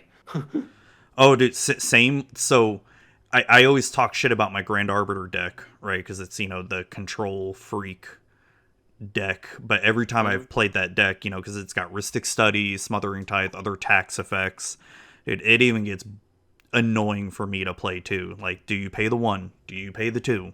Do you pay the whatever the fuck? Oh yeah, I have a Smothering Tithe, I have a Mr. Grimora, I have a Rhystic Study for the record out there. but I only ever play them in one deck piece because it's Yeah. like this is where they will stay. Because Hmm. I get tired of Ristic Study, you know, and that's another thing with CDH too is, you know, if you see something that's dangerous, you got to remove it because otherwise it will probably kill you. I mean, it's just an expectation that Yeah. instead of, well, do I pay the two? Do I not pay the two? CEDH is basically, well, what are you gonna do? That, If that you that is remove one it, thing that you remove it. annoys If you me don't with remove, yeah, Commander. Like when someone plays something that's obviously really good, and I think we've all fallen into this trap, right? We don't want to target someone because we feel bad, yeah, because they got hit for 10 the previous turn, right? And they're just now playing the thing, whatever that thing is. hmm But I mean, God, how many times has that happened to you personally where you were doing really good, but then a board wipe happens and people ignore you for so long, and then you slowly, silently start to come back in an innocuous way, and then all of a sudden, boom, you just win. all the time in I my mean, play group, or at least used to be, is yeah, I was really good at whether because my play group personally, and this is nothing against them, board wipes are king in my play group. So unfortunately, I have decks that I never play anymore and that I've taken apart because they cannot stand up to board wipes. They just physically can't. yeah, And it's like I'm gonna pour one out for my boy Karn Silver Golem on this one because I used to play him a lot, and then I realized, you know, every time I'm playing this deck, I win if I get Darksteel. Let's see, Darksteel Forge, I think, yeah, the on indestructible board. one. Yeah, and if I don't get Darksteel Forge or it gets removed, I'm screwed. And it's just, well, this isn't necessarily the way I want to play because all of a sudden is I love variance, but all of a sudden now I need to draw the right card, and I don't really have Yeah, a lot of ways to tutor for it. Well, it's just now, well, I'm screwed. And so Karn has unfortunately paid the price for the board wipes we have in my play group.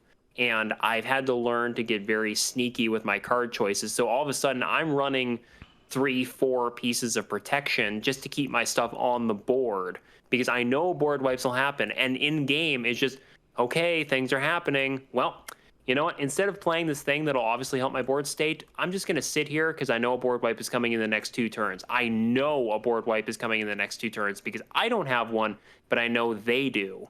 yeah, And we're just going to end up resetting the game. And it just, well, or I could either not play anything, or I could put all my stuff on the table, play Eerie Interlude, which has become one of my favorite cards for that very reason, keep all my stuff around there, and basically say, just don't try to wipe my board.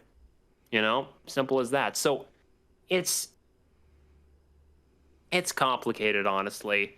Is that yeah. I'm a very meta dependent brewer. Is I could easily build decks that just would handicap my meta so much that I've I been could there. easily Yeah, just win. And you know, at some point, that's not fun because you know, are you playing? I guess I've wondered: is am I playing to win or am I trying to have fun? And you know, if I'm not having fun while playing, I'm getting really salty. Then it proves that something is not going right there. hmm, And I'm not gonna lie, I get salty about games sometimes. I've had to work really hard to get back because I want to be competitive, right? It's like I want to win. We're playing to win. But also, if you're not enjoying yourself, you're not enjoying the decks you're playing, maybe it's time to take a step back and wonder, well, it's just is it the decks that I'm playing, or is it EDH, or is it Magic, or is it something else? Because I think at that point, what I do when I get bored with a deck is I try to build something new, something that's exciting, and that keeps my interest much better. But other times, it's like you just need to walk away from Magic for a while. I've done that where I don't play for a couple of weeks at a time. It's just like come back when I'm ready, and then you hopefully feel a little better and you find what joyed you about the game in the first place. yeah. No, that's a good way to put it because it's. I mean, we've all been through something like that. It's kind of what I'm going through in Magic right now, more of a identity crisis, I guess, because it's I love EDH, but man, it just the change of the format as a whole the past couple years, I feel like has been not a whole lot to my liking. Um, I love how WotC pays attention to EDH now, but I feel like maybe there's too much attention to it. And the fact that, and this is probably going to sound bad, but the fact with all this different levels of casualness that people constantly talk about online is just, Yep. I'm so bored of it. Like, let's have this rule zero. Let's have this pre-game conversation. Let's have this post-game. It's like they're all good. It's all well, but damn, like none of this shit used to happen back when I played a hell of a lot during the LGS. Which you have a pub stomper come in, of course, and then if that pub stomper kept continuing to try to play with us, all three of us would just gang up on him to get him out of our group, and we'd tell Or him you just walk away or or something. or Like walk you, away yeah. too. Yeah, I mean, and I get it. Rule zero is important. It's great as to what's happened, but damn man, I saw this one person write up some primer on how to determine how casual your deck is, and I'm like, we don't need this. Just I don't know, just be open and honest about what your deck can do, or Yeah. because I mean, so many people will talk about, especially longtime commander players, and how, like I said earlier, like how homogenous the format has become, and it has been. It's gotten faster, way faster than it used to be. Um, and people are becoming better deck builders with all the websites that are out there, content creators, and just overall the quality of precons Wizards is putting out too is way better than it used to be. God, Commander precons used to be garbage when they would come out. Like, God, I remember the monocolored ones. Was it Commander 2014? Something like, yeah, I think it was 2014. God, those were garbage out of the box. Like, I think one or two of them were good. I can't. I'd have to look at the deck list. It's been forever, but yeah, they're That was the one with like Nahiri in there, right? Is one yeah. of The, them. the planeswalkers as commanders for the first time. You had Nahiri. What is it? Teferi was in there. Yeah, Teferi. The red one was Freyalise, I think, was green. yeah. Freyalise was green. The black one. Oh my god, it's the demon. Fuck, I can't remember his name right now. And then the red one was the goblin in the wheelchair. Oh, Um, Doretti. oh, Dreddy, Doretti. yeah. Yeah, I can't remember the black one though right now. I can look it up, but no, Was that Obnixilis or? yeah, it was Obnixilis in his human form. That Yep. sounds right. Um, but it's just like that. Like, do we really need all this determining casual stuff? How about just people talk openly? Like, people just need to get better at that. And of course, with your play group that you have, your personal play group, that's always going to be the best option for it. But man, I don't know. It's the whole landscape of just Commander has changed, and it gets exhausting a lot of times. What all the discourse you see online about Oh, yes. whatever the hell Commander shit, and it's just I don't care. I don't. The discourse is painful to deal with all the time, and I try to stay out of it best I can. Yeah, especially when it's just about this format that I freaking love, and it's like I've pretty much gotten to the point where I've muted so many words related to Commander on my Twitter feed because I just can't stand it anymore. Like Yeah. I don't want to see you talk about, you know, y'all bitching at each other because casual is not casual enough, or and I know I'm not perfect. Like I've purposely done shit on Twitter where I posted something a couple months ago where it's like, if you play these cards, you're not playing casual, because I just wanted to get a rise out of everybody. Yeah, I remember that. It was funny. Um, but I don't know. Just it gets old, it gets boring. It's like MTG Twitter, and actually just MTG social media just recycles the same shit over and over again when it's not someone being accused of sexual harassment or some other shit. It's always the Yeah. same bullshit Yeah. of I don't know, whatever. Crazy. There's always a lot of negativity on the feed, and that's what I'm trying to go after with what I'm doing, is try to bring a little bit of funkiness, a little bit of fun, a little bit of whatever to the landscape out there. It's why on my podcast I don't do any of the typical like bait trap kind of episodes where it's like, you should play this, you shouldn't play that. I mean, the This one card episode I changes the commander format totally. yeah. And Yeah, I it's mean, I don't even do deck techs really. I only did the one just because people were asking about it, and I mean, I did a whole episode on exposing my own deck building style, and I had this whole crazy it's like put my logo on the thumbnail, right, and it's just like yeah. MJ's deck building secrets exposed, and then I've got that little emoji the bit on But there, and what's sad that it was funny. that brings people to it.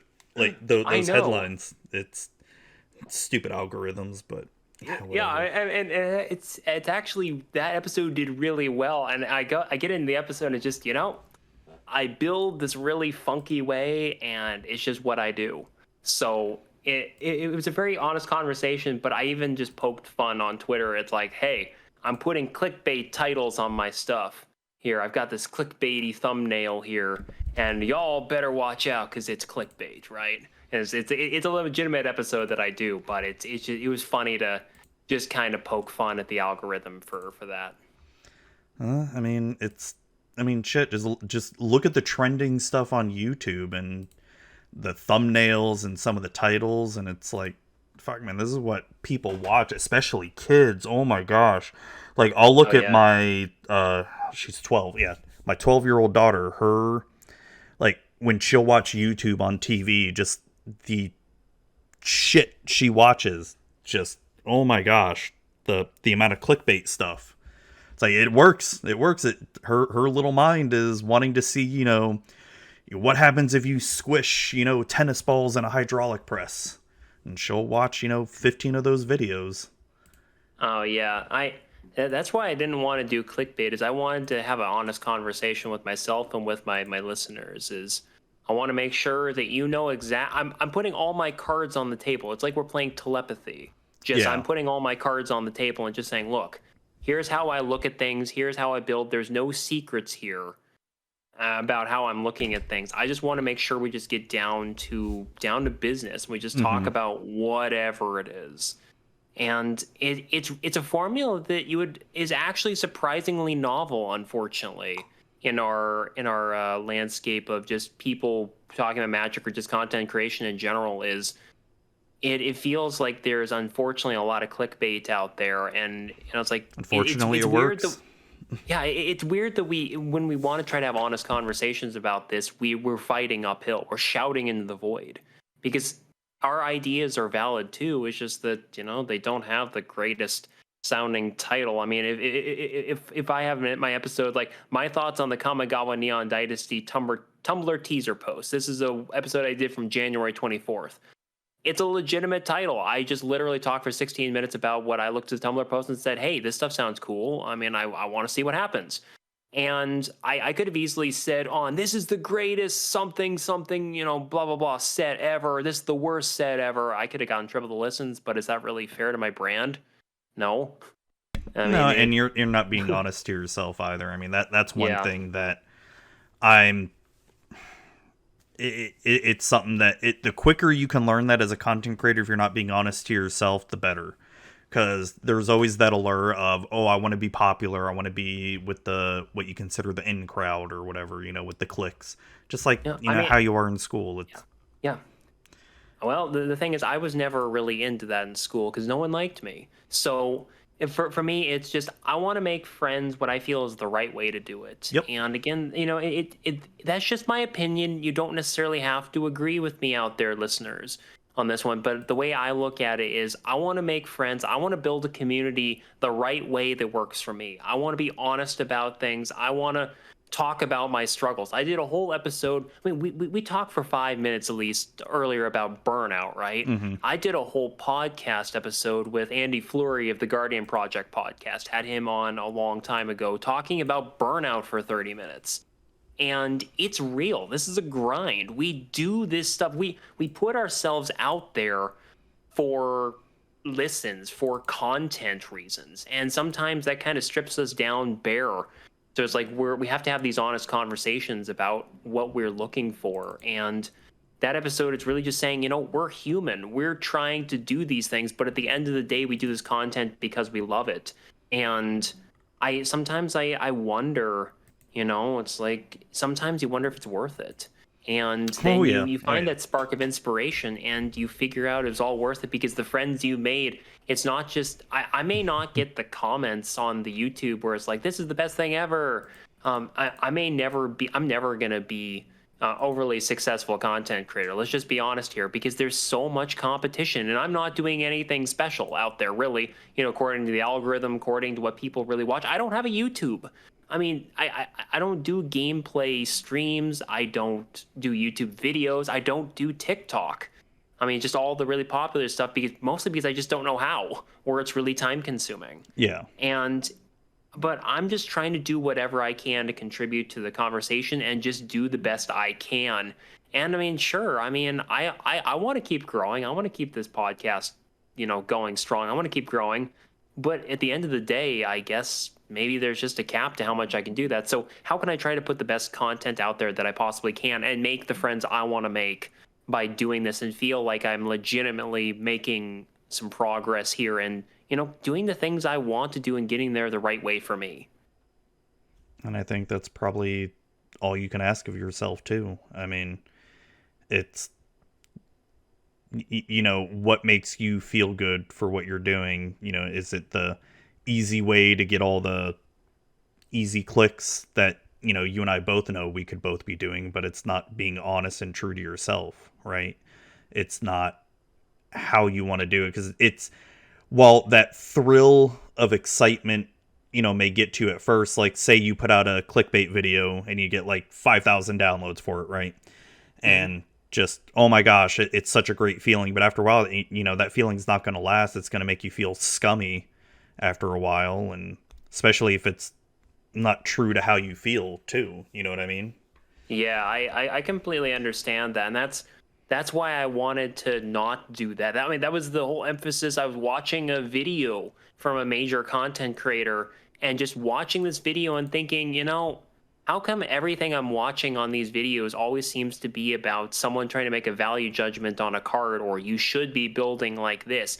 I used to watch a lot of the major creators and I don't really anymore because I guess that it just kind of it made me wonder. It's like they're doing a lot of things where they're trying to say this is good, this is bad. They're trying to kind of look like they're kind of forcing you to do something or not do something. And I kind of want to come in here with an open mind a little bit and just say, I'm just going to be honest to myself. I'm going to just try to say positive things about whatever it is best I can and say, a lot of cards are very playable. They just need a home. They need the right home for them to be good. And that's why I love my Inquisitor's Flail. See, I'm bringing this all back full circle. I love my Inquisitor's Flail. I love, oh my God, what are some of my other favorite cards? I'm going to look some of them up here. Like some of the favorite cards that I feel like I'm known for. Darksteel Juggernaut. Terrible card for most decks, but I love my silly artifact beater that just like it attacks every turn. It's a 1/1 if I have no other artifacts. If there's a board wipe on the battlefield, but it's like still choo choo, turn it sideways, let's go. Yeah. It's like I love Darksteel Juggernaut. See what else do I really love playing? Oh my god, I have so many just cards I love because they're silly. But mostly I channel this in my decks. I want my decks, my EDH decks, to be that deck where you walk away from it thinking, hey, that game was really cool because MJ was doing something awesome that I've never seen before. I mean, I'm not trying to toot my own horn here too much, but I am the progenitor of the colorless Nagila deck. Um, Ooh. that is a thing. Speaking of Cascading Cataracts, it is in there. Effectively, I had again friend of the show, I'm on a whiteboarder, said, "Hey, you should try to build this Nagila deck kind of a certain way. So you try this and just maybe if you just played only colorless lands." And it's just So I built the deck where there's no lands that produce colorless mana by themselves. They're all filter lands or just random colorless utility lands. Well, And that's I run interesting. 30 mana rocks in that deck or mana dorks. So I run all the mirror. I run a bunch of diamonds. I run the manolith type effects. I run some of the banners from Khan's block too. And the challenge there is it's like a puzzle. It's trying to can I get 2 activations of Najeela a turn? That's the goal. And can I do this? Can I not do this? And it's just, I really have to think about step by step, what colors do I have available to me right now? And can I get an Oh, that's activation fun. off of this? And That's fun. it is a big puzzle for me to figure it out. And I can provide the deck list if I, the I, listeners I want to see it. I'm looking at the deck list right now. It looks really fun. Like it Oh, just it totally is. off the just first reaction, cause before you told me anything, it just looks kind of look like a heaping hot mess. But Oh, it then totally is. from But what it's you're talking about, like it's a puzzle. Like I can see it now as you're talking. Like yeah, this is like how the fuck would you figure this out? And it's got to feel so good when you manage to pull it off. it totally does. And if people are out there interested in seeing this deck in action, I had a guest spot on the Neo Royal House of Pricey Cardboard many months ago. And it's up on the YouTube channel if you want to find the colorless Najeela list. And it's just fun to look at, to play it. And it's fun when I can play a whole bunch of mirror, a couple of good warriors, and then just randomly drop Kozilek onto the battlefield just to draw some cards. It's like there's no other reason that's in there. It's just like pay 10 mana, draw 6 cards. You know, Yes. it's just fun. It's a funky deck. I'm running all of the old like Ravnica lands from '05. So we're talking like Nivix, Novision. It's like these Yeah. things don't really do anything. I'm running Stensia Bloodhall, and it's like this is not a deck I would normally play something like this in, but it's in there. God, it's such a Sunscorched bad Desert. card, but it could be one of those you could try to kill someone with it Oh, though. totally. I have this funny thing where I got a playset of the Tron lands, so I just randomly throw them into decks where they're totally not appropriate to do so. So the Tron lands are in this deck. I love the Um, Tron lands. I mean, it's like they're sometimes I'm so hard to pull off in EDH oh because totally, but again, when I just needed colorless lands, it's like well, yeah. 1/2/7 if I get it to work, and that's another thing I do in some of my other decks is I one of my favorite decks, one of my signature decks, is my Kothafed Soul Hoarder deck, and I built that deck because apparently people, content creators, said the card was unplayable, and I said really, so I built the deck, and it's potentially my favorite deck to play against people. Oh yeah, I think I have played this deck against you. Yes, I think I played this a while back, but yes, my Kothafed deck is super fun because it's like walking on the edge of a razor blade all the time. Because Kothafed has an ability where whenever a permanent goes into the graveyard from the battlefield, an opponent's permanent, I, as the player with Kothafed, lose a life and I draw a card, or draw a card, lose a life. And I have won games with this where I blow up some people's stuff. You know, I mean, I'm not really blowing up a lot of stuff. It's like a little bit here, a little bit there, kind of the noxious Gear Hulk kind of things where it's like, it's big, it's kind of stupid, but, you know, it works. It gets me a card. And just funny little ways to gain life in this deck. It's a fun little deck. And yes, I have died in epic ways in this deck. I have had taken the brunt of a turn 5 blasphemous act into 1,000 skewed swarms to the face. Um, Ooh, I have damn, that's I have awesome. bl- I have blown up 69, like 70, 80, whatever trillion plant tokens with a Reaver Demon into Psychosis Crawler and just obliterated the whole table, including myself. That's Um, awesome. I mean, this deck is just dumb, but it's fun. I It love does it look because fun. it just has all these silly little cards. I mean, I'm running Sad Robot in there. I'm running just a bunch of like little lifelink creatures to get 1 damage here, 1 damage there.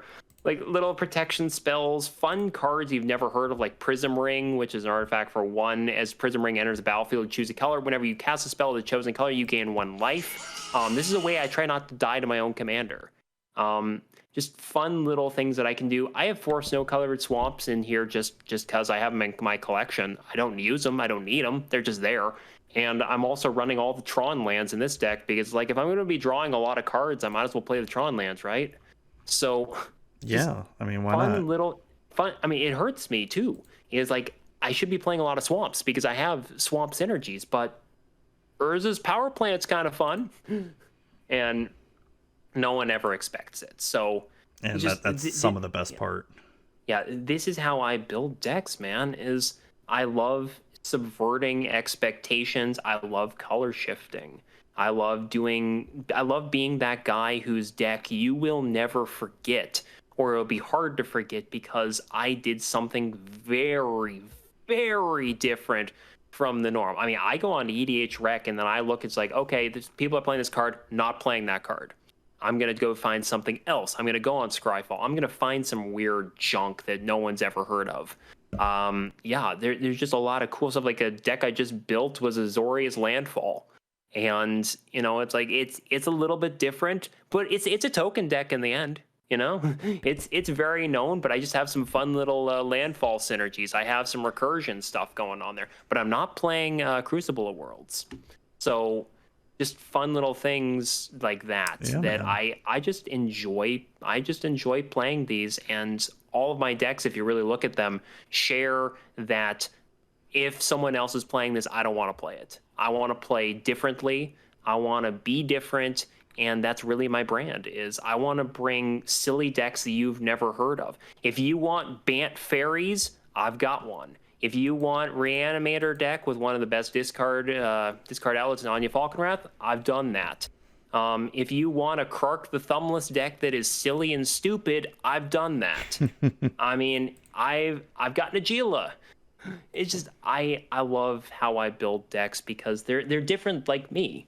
And I do things a little differently with my podcast, and my decks reflect that. Well, that's awesome, man. That's awesome. It's sort of giving me a little bit of inspiration for wanting to build some stuff.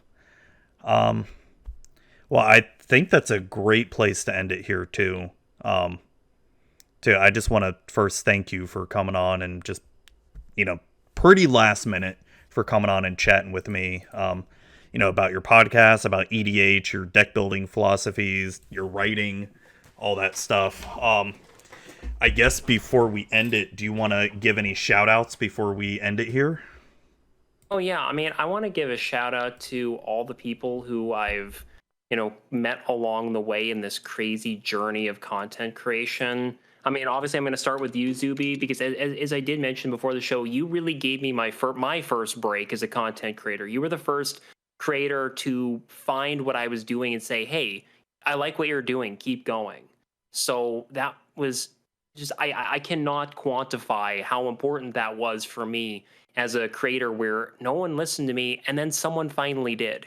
And I've been trying to pay that forward however I can when I'm working because I haven't I mean I've made it. I've gotten somewhere and I'm trying to do what I can to pay that forward. There's another podcast out there that I really enjoy. They're just starting out. I'm trying, oh my god, what is the name? I'm trying to find them on the Twitters, and Would You Be My Commander is what they're called. And they're doing this like a Mr. Rogers Okay. style thing. And I listened to the episode and it's like, this is exactly the same kind of thing that I've been doing. Is just talking about a deck, just talking about how you got into it and just what you enjoyed about the deck. And they've only done 5-6 episodes, but it's like I really like what they're doing. And that's really what I'm trying to do. So yeah, for all the people I've come across, so my best friends on here, Neo Royal, Mono Whiteboard, Coach J-Ro, Mr. Fitzy Fitz. Man, there's just so many people. Sam from the Commander Crunch podcast has been awesome to work with. Alan from Mental Misplay has been awesome. Dan, Moderately Anonymous. I mean, Scoots, Nathan, Scoop. All the CDH people out there, I love you. You're awesome. Don't change. And just everybody I've run across in this funky journey through content creation. It's really been awesome, and I feel like the people out there are really the reason why I keep doing this. Because I could have packed it in a long time ago, but it was the people who out there who shared my excitement for the game, who just kept me going when I was kind of at my low points of creation of this podcast. And it's the reason why I've been going strong and kept growing and just keep putting stuff back into the community. So thank you so much to everybody who has put up with me. I feel like I'm doing an awards speech, It's just, yeah, it's thank you to Well, the hey, Academy for this. you never know. There's always was it Magic Content Creator Awards? could That always is be true. That nominated. is true. That is very true. But again, I no, it's just I've hopefully the reward is, making the friends you make along the way, and just Yes. being involved Yes. in content, and being on streams, being on your podcast today. It's like feeling relevant, that we're chatting. You and I may not have anything in common otherwise, but we have magic. I mean, I don't know, but we all have magic in common, and that's a nice divine unifying thread that I think Yes. sometimes gets lost amongst the rigmarole. Is we're all playing the same game. We could have quit a long time ago, but we didn't. Well, why did we not quit? Because we enjoy this game. We enjoy this format, and the format will be fine.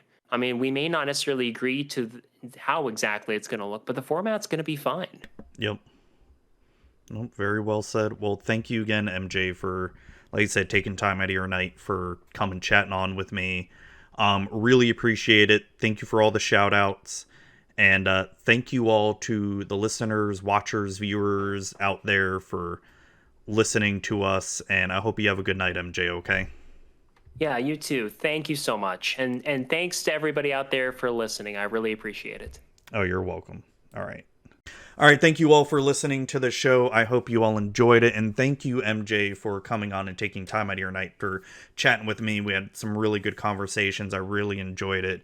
And thank you again to the listeners and viewers who are constantly always watching and listening and all that stuff. I do appreciate you, and I'm gonna try to put out more podcasts. More. I mean, I'll be honest. This D&D campaign, it's kind of taken a lot of time and a lot of creative energy, and just trying to get that energy to stream again too. But no, we're getting there. We're getting there. But thank you again, all everybody, and I hope you have a great night.